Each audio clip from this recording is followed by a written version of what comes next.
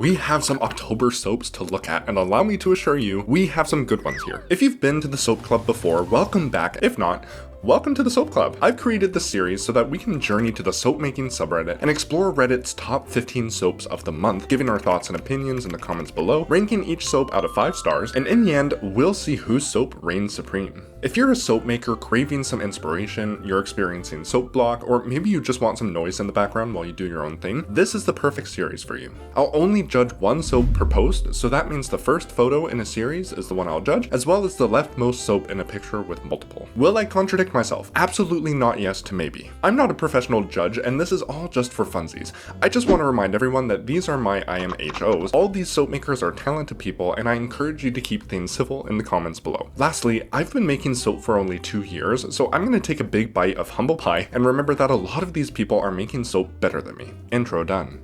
Before we get to the main course, we need an amuse-bouche of crisp roast, as I asked you last episode to roast one of my soap designs. Now, I'm already pretty stuffed from all the soap makers on the soap making subreddit who were actually roasting me last week. I consumed a lot of carbs that week. Real roasts aside, let's move on to the intended one. This was a soap of mine that I asked you to roast, and people were pretty split. The winning comment is gonna have to go to Purple Ham, who I don't think intended to roast my design with their innocent I can't roast your Jamaican coconut cake soap, it's so funny and cute. Well done, Purple Ham, you won some internet points. Thanks for commenting. In 15th place is Diza D, who was featured in my last episode. And that's going to be a reoccurring theme here. We're going to be seeing a lot of frequent soap makers. Their soap Autumn Harvest is crazy. It almost reminds me of caramel popcorn in the best way. Like, they got a really cool wavy caramel ice cream ripple twist going on. They used annatto as the colorant for the caramelly part, and it gave the soap this really interesting dotted appearance. I looked it up, and apparently that's just its thing. It also acts as an exfoliant, and I'm all for dual purpose appliances. Diza D used Autumn Fig Harvest from Brambleberry, which I've never used before, but apparently it smells fruity and not very spicy, which is a bit disappointing because I feel like the design calls for a super decadent, rich, delicious fragrance. But who knows? Fruity can be delicious as well. For their clean, interesting design and unique choice of color, I'll give this soap 3.5 stars. Next, we have the Swirly Spooky Season soap by Jism. It's naturally colored with activated charcoal in the black portion and red clay in the brown. This soap maker chose a very autumnal, Halloween-y fragrance blend using anise, patchouli, meh, orange, nutmeg, black pepper, and a tissue to sneeze into. This fragrance potion they concocted sounds like something only a witch would think up. There are a lot of different fragrance compounds in there, but they're all warm and spicy, and the idea of anise, orange, and patchouli for a Halloween soap sounds spooktacular. It looks like they layered black, then poured that brown to pierce the black, and then drop swirled some black in there with a hanger twirl to get those swirly twirly dusky twilight clouds in there. At first, I was unsure how I felt about the soap. What do you think? The first thing I'm always consistently drawn to is the color palette, and I thought this one had some funky vanilla discoloration going on. But again, this is supposed to be a spooky soap, and autumn is rich with those muddy, earthy colors, so I decided the colors make sense, even though they're not traditionally pretty. I imagine these bars are like a snapshot of twilight, where you can still see that orangey glow on the horizon, but everything else is a silhouette. I'm gonna give this one 3 stars. At number 13, we have Tanana 12's Orange Turtle Melt and Pour soap. Right off the bat, the presentation is killing it. It's a tiny turtle laying on a bed of hay. Does it need any explanation? I like turtles.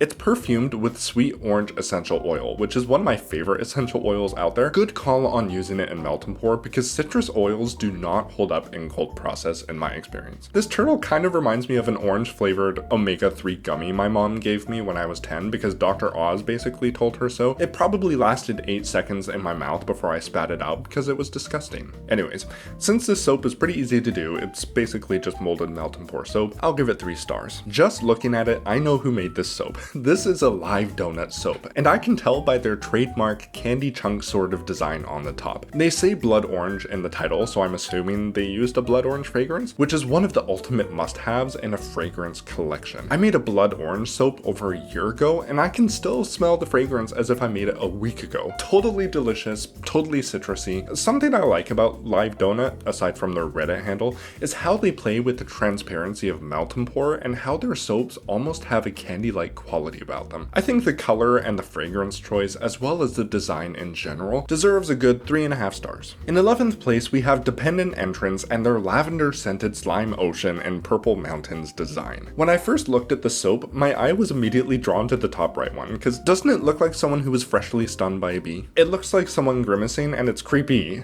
I like this design, although that purple's giving me flashbacks to my problematic grape soap that I like to forget about. There are also some good techniques here too. Obviously they have a solid flat green, and then they angled the slab with each other layer so they could get that nice mountain effect. It was smart to use a floral fragrance because those tend to accelerate soap, so they were probably able to pop out these layers in just minutes. Using a lavender fragrance, this soap maker was hung up on whether or not they should use something that's so common. And let's be real, if it ain't broke, don't fix it. It's common for a reason. What isn't common, however, is the 4 stars I'll be awarding the soap. The Bubbly Witch brings us to 10th place with a really unique design. I don't think I've ever actually seen this done before. I'm guessing they used an impression mold of some sort, but I don't know. Yeah, so apparently they had an impression mold that was supposed to be flat, but it bent weirdly for some reason. I actually think that's really interesting. As a soap maker, I would welcome that happy accident with open arms, because normally accidents end up really ugly. The Bubbly Witch used a spice vanilla fragrance. They didn't say which one in particular, but I'm guessing patchouli, maybe sandalwood. That's what I would guess. Totally fitting for that woolly sort of pattern on top.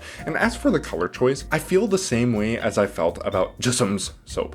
The colors don't blow me away, but they make sense for the design. I just have a preference for colorful soap, so my bell curve will always be skewed towards those soap makers who use lots of color. But I will admit, their soap as a whole is just mellow, cozy, it's a discreet design, so I'll award it 3.5 stars. Bringing us to the single digits is Mary Ants in My Pants, with an interesting soap that almost looks like a slab of valuable marble or something. Apparently they used an untested fragrance that accelerated, and if you've made soap before, you've probably been in that boat many times. Usually the batch of soap that I test with is the batch I'll be giving to people because I can't afford experimentation to that degree. For what could have been a disaster though, it doesn't look bad one bit. They used activated charcoal, clay, and mica to color the soap, which really adds to that earthy mineral look. The fragrance they used is Black Spruce and Anise by Brambleberry, which sounds wonderful. I love woodsy fragrances, I can't get enough of them. And that anise spice would add that nice mellow licorice note. It's a great fragrance choice for their design as well, because don't spruce trees come in like green and blue?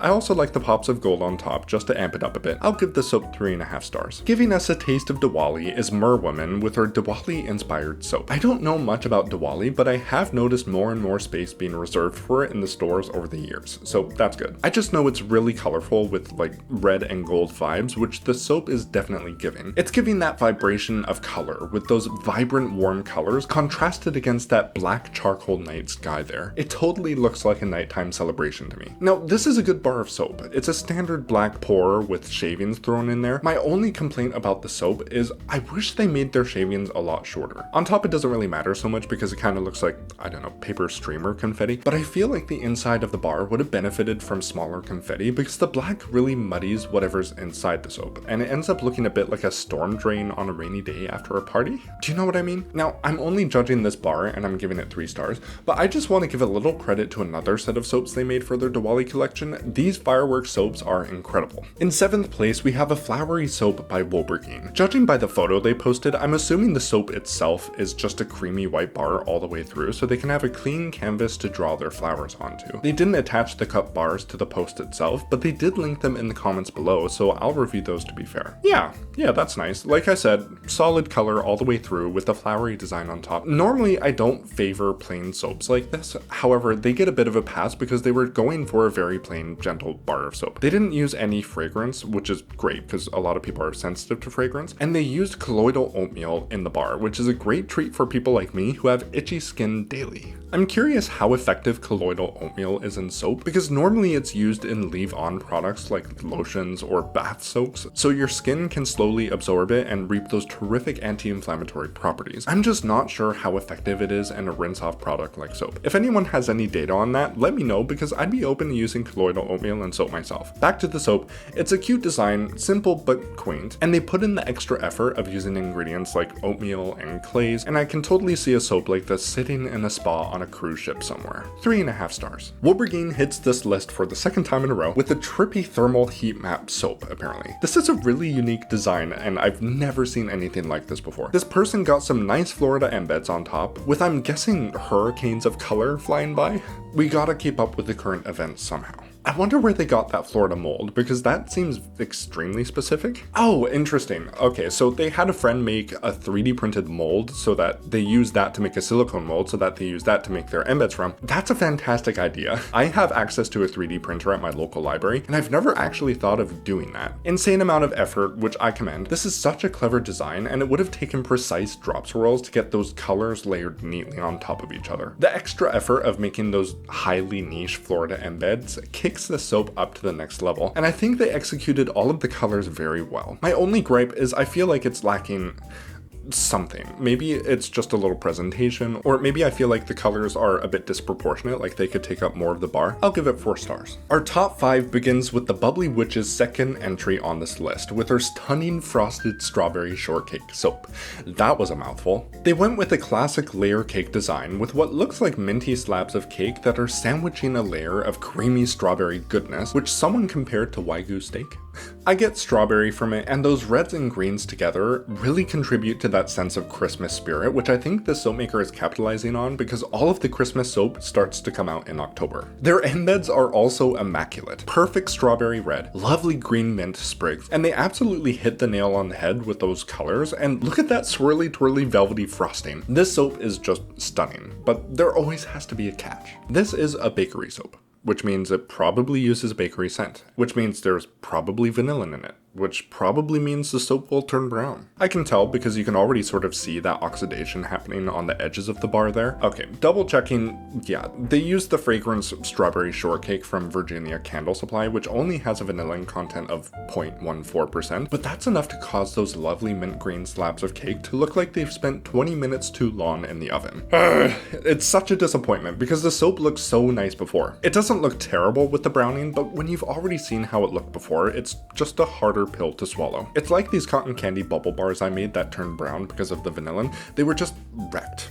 Without the discoloration, I would have given these bars a 5, but since vanillin is a double-edged sword that likes to crash a lot of parties, I'll bring it down to a 4. Next at number 4 is Reminesque and their striking fiery soap. It immediately reminds me of phoenix feathers or smoldering embers, something just fiery and brilliant and passionate. I have zero idea how they did this because it doesn't look like your standard drop swirl. If anyone has any ideas, leave them below so I can check them out, because this is incredible. This soap maker thought they went a little overboard with the mica swirls on top. No!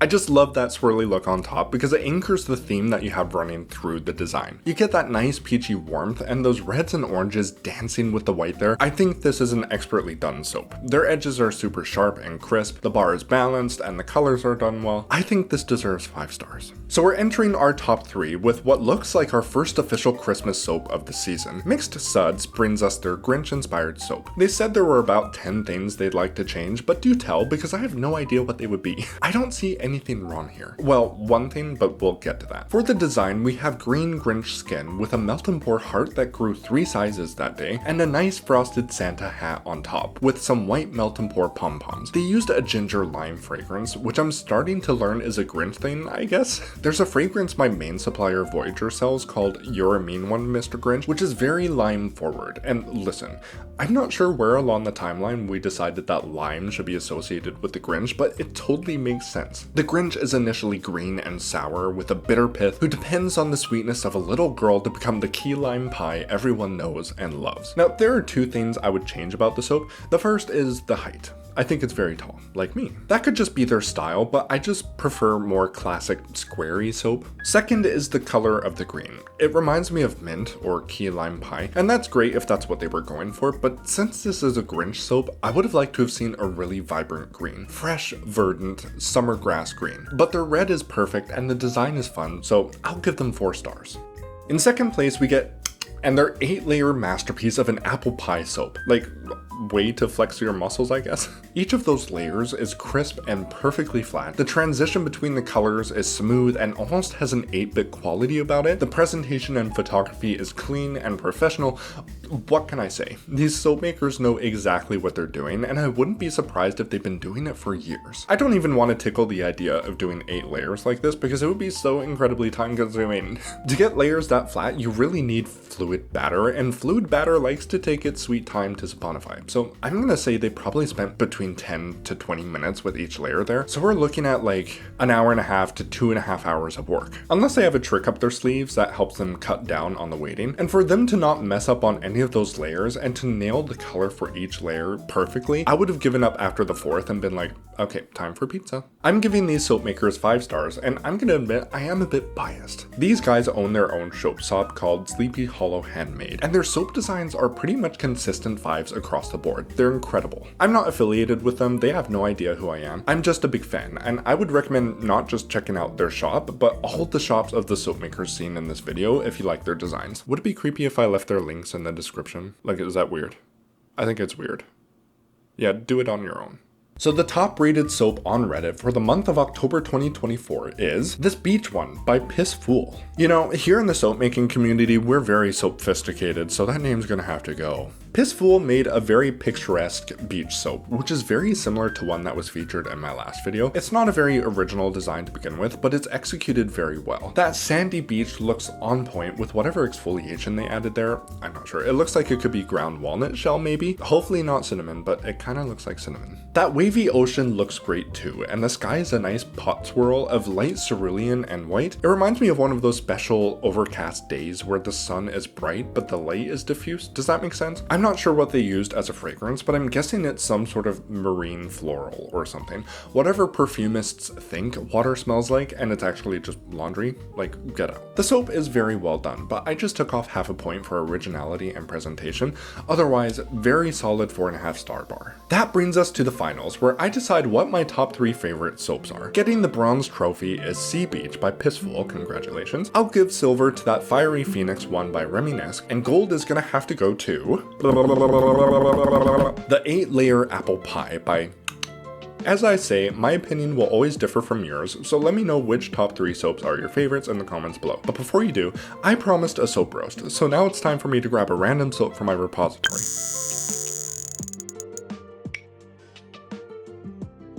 Marble Fudge. This is gonna be a fun one. Lots of toilet jokes, I guess. You know the rules. Roast this soap of mine to filth, make me weep, and I'll present the funniest comment in next month's episode. The Soap Club is now adjourned. Thank you for sticking around, and don't forget to post your soap designs on r/soapmaking. Maybe I'll rate it. Thank you for watching. Bubble bye.